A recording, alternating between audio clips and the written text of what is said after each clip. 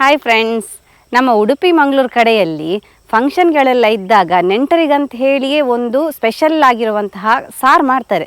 ತುಂಬಾ ಸಿಂಪಲ್ ಆದ ಸಾರು, ತುಂಬ ಸ್ಪೆಷಲ್ ಆದ ಸಾರು ಕೂಡ. ಅದಕ್ಕೆ ಕಟ್ಟು ಸಾರು ಅಂತ ಹೇಳ್ತೇವೆ. ಯಾವ ರೀತಿ ಅಂತ ಹೇಳಿ ಇವತ್ತಿನ ವಿಡಿಯೋದಲ್ಲಿ ನೋಡುವ. ಯಾರಾದರೂ ನಮ್ಮ ಕರಾವಳಿ ಮಿರರ್ ಚಾನಲ್ನ ಹೊಸಬರು ನೋಡ್ತಾ ಇದ್ದರೆ ಯೂಟ್ಯೂಬ್ ಚಾನಲ್ನ ಸಬ್ಸ್ಕ್ರೈಬ್ ಮಾಡಿ. ಹಾಗೆಯೇ ಫೇಸ್ಬುಕ್ ಮತ್ತು ಇನ್ಸ್ಟಾಗ್ರಾಮಲ್ಲಿ ಪೇಜ್ ಇದೆ, ಅದನ್ನು ಕೂಡ ಫಾಲೋ ಮಾಡಿ.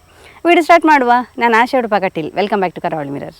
ನೋಡಿ, ನಮ್ಮ ಕಟ್ಟು ಸಾರಿಗೆ 1 ಚಮಚ ಆಗುವಷ್ಟು ಜೀರಿಗೆಯನ್ನು ತಗೊಂಡಿದ್ದೇನೆ. ಹಾಗೆಯೇ 1 ನೆಲ್ಲಿಕಾಯಿ ಗಾತ್ರದಷ್ಟು ಹುಣಸೆ ಹಣ್ಣನ್ನು ಕಿವುಚಿಟ್ಕೊಂಡಿದ್ದೇನೆ ನೋಡಿ. ಹಾಗೆ ರುಚಿಗೆ ತಕ್ಕಷ್ಟು ಉಪ್ಪು, ಅರ್ಧ ಚಮಚ ಅರಶಿನ, ಹಾಗೆ 1 ಇಂಚು ಆಗುವಷ್ಟು ಶುಂಠಿಯನ್ನು ನಾನು ಫುಲ್ಲು ಜಜ್ಜಿಟ್ಕೊಂಡಿದ್ದೇನೆ. ಹಾಗೆ ಒಂದು ಅರ್ಧ ಲಿಂಬೆಹಣ್ಣು, ಹಾಗೆ 1 ನೆಲ್ಲಿಕಾಯಿ ಗಾತ್ರದ ಬೆಲ್ಲ, ಇಷ್ಟನ್ನು ತಗೊಂಡಿದ್ದೇನೆ ನೋಡಿ. ಮೊದಲಿಗೆ ನಾನು ಇಲ್ಲಿ 2 ಚಮಚ ಆಗುವಷ್ಟು ಎಣ್ಣೆಯನ್ನು ಹಾಕ್ಕೊಳ್ತಾ ಇದ್ದೇನೆ. ಈ ಎಣ್ಣೆಗೆ ನೋಡಿ ಜೀರಿಗೆಯನ್ನು ಹಾಕ್ಕೊಳ್ತೇನೆ. ಜೀರಿಗೆ ಎಣ್ಣೆಯಲ್ಲಿ ಚೆನ್ನಾಗಿ ಫ್ರೈ ಆಗಬೇಕು. ಹಾಗೆ ನೋಡಿ, ನಾನು ಇದರ ಜೊತೆಗೆ 2 ಮೆಣಸಿನಕಾಯನ್ನು, ಹಸಿ ಮೆಣಸಿನಕಾಯನ್ನು ಉದ್ದಗೆ ಕಟ್ ಮಾಡಿ ಇಟ್ಕೊಂಡಿದ್ದೇನೆ ನೋಡಿ. ಹೀಗೆ 1 ಮೆಣಸಿನಕಾಯಲ್ಲಿ 2 ಹೀಗೆ ಕಟ್ ಆಗೋ ಥರ ಮಾಡಿಟ್ಟಿದ್ದೇನೆ. ಅದನ್ನು ಇಲ್ಲಿ ಹುರಿದುಕೊಳ್ಳಿಕ್ಕೆ ಹಾಕ್ಕೊಳ್ತೇನೆ. ನಂತರ ಇಲ್ಲಿ ಜಜ್ಜಿದ ಶುಂಠಿಯನ್ನು ಕೂಡ ಹಾಕ್ಕೊಳ್ಬೇಕು. ಇದು ಸ್ವಲ್ಪ ಎಣ್ಣೆಯಲ್ಲಿ ಬಾಡಬೇಕು ನೋಡಿ. ನಾವಿನ್ನು ಇದಕ್ಕೆ 2 ಸ್ವಲ್ಪ ಕರಿಬೇವನ್ನು ಕೂಡ ಹಾಕಿಕೊಳ್ಳುವ.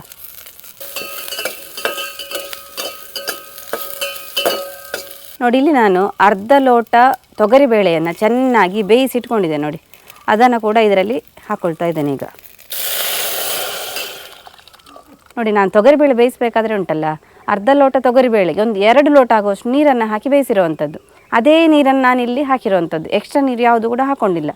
ಬೇಕಂತ ಹೇಳಿದರೆ ಮತ್ತೆ ಹಾಕೋಬೋದು. ನಮ್ಮ ಕಟ್ ಸಾರಲ್ಲಿ ತೊಗರಿಬೇಳೆ ಚೆನ್ನಾಗಿ ಸ್ಮ್ಯಾಶ್ ಆಗಬೇಕು, ಆಗ ಒಳ್ಳೆ ಟೇಸ್ಟ್ ಬರ್ತದೆ ನೋಡಿ. ಕಟ್ ಸಾರು ಉಂಟಲ್ಲ, ಸ್ವಲ್ಪ ನೀರೇ ಇರ್ತದೆ. ಹಾಗಾಗಿ ಇಲ್ಲಿ ಸ್ವಲ್ಪ ನೀರು ಎಕ್ಸ್ಟ್ರಾ ಬೆರೆಸಬೇಕಾಗ್ತದೆ ನಾವು ನೋಡಿ. ಬೇಳೆ ಉಂಟಲ್ಲ, ಸ್ವಲ್ಪ ಕುದಿ ಬರ್ತಾ ಉಂಟು. ಇನ್ನು ನಾವು ಇದಕ್ಕೆ 1 ಟೊಮೆಟೊವನ್ನು ಹಾಕಬೇಕು. ಇಷ್ಟು ದೊಡ್ಡದಾಗಿ ನಾನು ಕಟ್ ಮಾಡಿ ಇಟ್ಕೊಂಡಿದ್ದೇನೆ. ಅದನ್ನು ಈಗ ಇಲ್ಲಿ ಹಾಕ್ಕೊಳ್ತಾ ಇದ್ದೇನೆ ನೋಡಿ. ಇನ್ನು ಇದಕ್ಕೆ ನಾವು ಅರಿಶಿನವನ್ನು ಹಾಕೋಬೇಕು. ಹಾಗೆಯೇ ಬೆಲ್ಲ ಕೂಡ ಹಾಕ್ಕೊಳ್ತೇನೆ. ರುಚಿಗೆ ತಕ್ಕಷ್ಟು ಉಪ್ಪನ್ನು ಕೂಡ ಹಾಕೋಬೇಕು. ಹಾಗೆ ಇಲ್ಲಿ ಹುಣಸೆ ಹಣ್ಣನ್ನು ಕಿವುಚಿಟ್ಕೊಂಡದ್ದು ಕೂಡ ಹಾಕ್ಕೊಳ್ತಾ ಇದ್ದೇನೆ. ಇನ್ನುಂಟಲ್ಲ, ಇದನ್ನು ಸರಿ ಕುದಿಸಬೇಕು. ಯಾಕಂತ ಹೇಳಿದರೆ ಆ ಕುದಿಯಲ್ಲೇ ಉಂಟಲ್ಲ ಟೊಮೆಟೊ ಬೇಯಬೇಕು.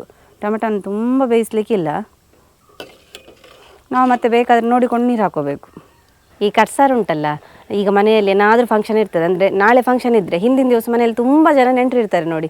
ಹಾಗೆ ನೆಂಟರಿದ್ದಾಗ ಜಟ್ಪಟ್ ಅಂತೇಳಿ ಮಾಡಿ ಮುಗಿಸುವಂಥ ಸಾರು ಅಂತ ಹೇಳಿದರೆ ಇದುವೇ. ನಮ್ಮ ಉಡುಪಿ ಮಂಗಳೂರು ಕಡೆ ಎಲ್ಲ ನೆಂಟರೆಲ್ಲ ಜಾಸ್ತಿ ಬಂದರೆ ಬೇಗ ಮಾಡಿ ಮುಗಿಸುವಂಥ ಸಾರು ಅಂತ ಹೇಳಿದರೆ ಇದುವೇ ಮಾಡೋದು. ತುಂಬಾ ಫೇಮಸ್ ಈ ಕಡೆ. ತುಂಬ ಈಸಿಯಾಗಿ ಸಿಂಪಲಾಗಿ ಒಂದು ಚೆನ್ನಾಗಿರೋ ರೆಸಿಪಿ ಇದು. ಈಗ ನಾವು ನಾರ್ಮಲ್ ಆಗಿ ಕೆಂಪು ಸಾರು ಅಂತ ಹೇಳಿದರೆ ಅದಕ್ಕೆ ತುಂಬಾ ಪ್ರೊಸೀಜರ್ ಇರ್ತದೆ. ಇದು ಹಾಗಲ್ಲ ನೋಡಿ, ಖಾಲಿ ಒಂದು ಅರ್ಧ ಗಂಟೆಯಲ್ಲಿ ಮಾಡಿ ಮುಗಿಸ್ಬೋದು. ಎಷ್ಟು ಜನಕ್ಕೆ ಬೇಕಾದರೂ ಮಾಡ್ಬೋದು. ಹಾಗೆ ಇದು ನೆಂಟರಿಗಂತ ಹೇಳಿ ಮಾಡುವಂತಹ ಒಂದು ಫೇಮಸ್ ಆದ ಸಾರು ಅಂತಲೇ ಹೇಳ್ಬೋದು ನೋಡಿ. ಇದು ಚೆನ್ನಾಗಿ ಕುದಿ ಬರ್ತಾ ಉಂಟು ನೋಡಿ. ಇದಕ್ಕಿಂತ ನಾನೊಂದು 2 ಲೋಟ ಆಗುವಷ್ಟು ನೀರನ್ನು ಹಾಕ್ಕೊಳ್ತಾ ಇದ್ದೇನೆ.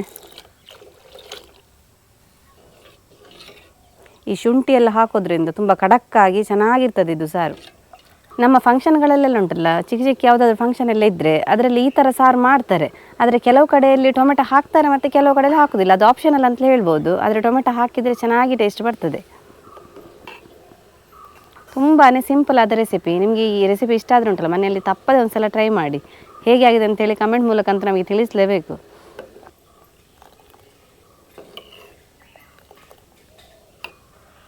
ನೋಡಿ. ಅರ್ಧ ಲಿಂಬೆ ಹಣ್ಣನ್ನು ನಾನು ತಗೊಂಡಿದ್ದೇನೆ. ಅದನ್ನು ಇಲ್ಲಿ ಕಿವುಚಿಕೊಳ್ತೇನೆ. ಇಷ್ಟು ನಿಂಬೆ ರಸವನ್ನು ಹಾಕ್ಕೊಳ್ತೇನೆ.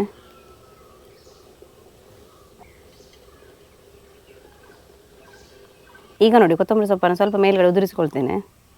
ಹಾಗೆಯೇ 1 ಚಮಚದಷ್ಟು ಎಣ್ಣೆಯನ್ನು ಕೂಡ ಹಾಕ್ಕೊಳ್ತೇನೆ.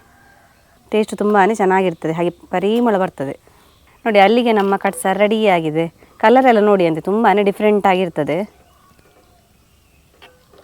ಕಲರ್ಫುಲ್ಲಾಗಿ ಬಂದಿದೆ ನೋಡಿ.